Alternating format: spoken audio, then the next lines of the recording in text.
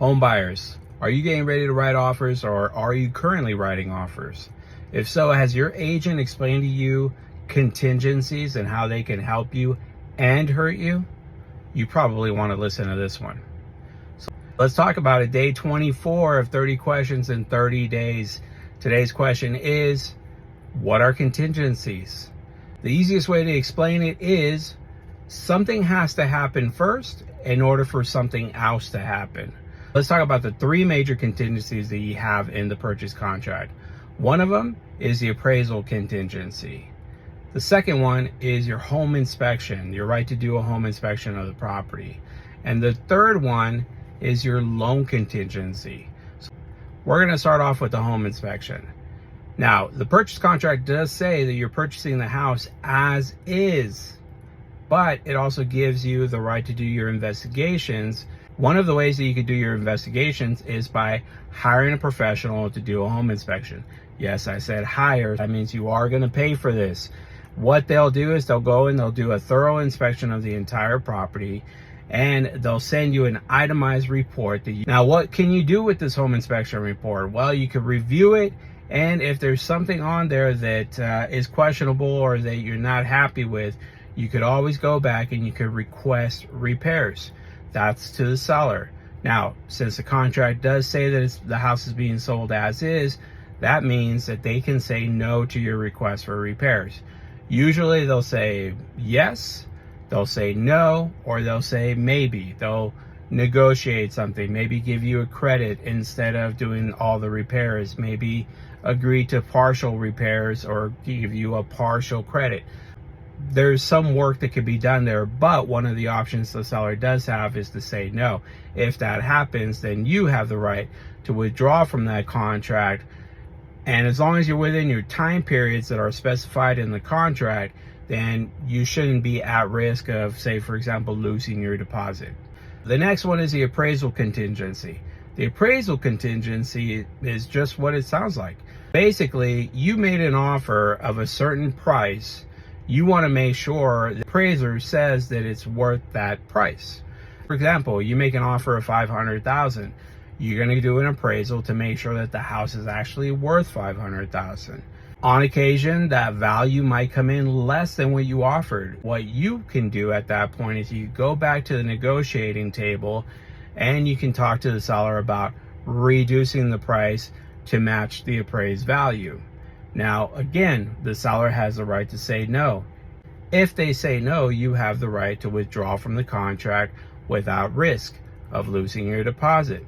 Last one is the loan contingency. The loan contingency, again, is just what it sounds like. You have a specified amount of time to ensure that your loan is secure and ready to go.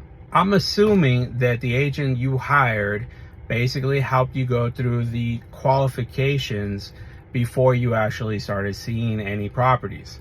If they didn't, then you should really reconsider the agent that you're working with. Most professional agents, what they're going to do is before they put you in the car, before they take you to go see houses, they're going to want to make sure that your financing is ready to go.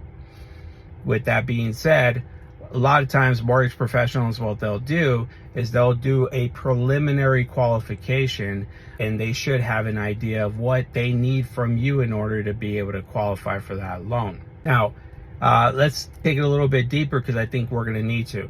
If you have a direct lender, or say Bank of America, Wells Fargo, Chase, the most well-known banks that are out there. Direct lender can also be something like Paramount Mortgage Group. They're a direct lender. They have specific products, loan products, that they could place you that are unique to that particular direct lender. However, there's also mortgage brokers or mortgage bankers, sometimes they're called that.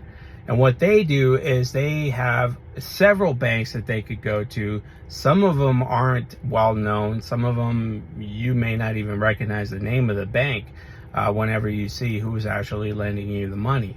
And what some of these mortgage professionals do is, again, they'll do a preliminary qualification at the beginning, but what they're trying to do is they'll try to nail down which particular bank you're going to go with while you're in escrow. A lot of times that tactic doesn't work and they have to scramble around for a longer period of time. And what happens is you may not have that loan that you thought that you had from the beginning. Everything that I've explained to you at this point are contingencies that will help you, so you're not at risk. However, we're going to stay on topic here with the loan contingency. However, this particular loan contingency can actually harm you, and this may be one of the reasons why your offer is not getting accepted. Problem is that if I'm the listing agent, I'm the agent that's representing the seller, and I see an offer like that, I'm gonna question that time frame. Most mortgage professionals can get this done within the first 10 days.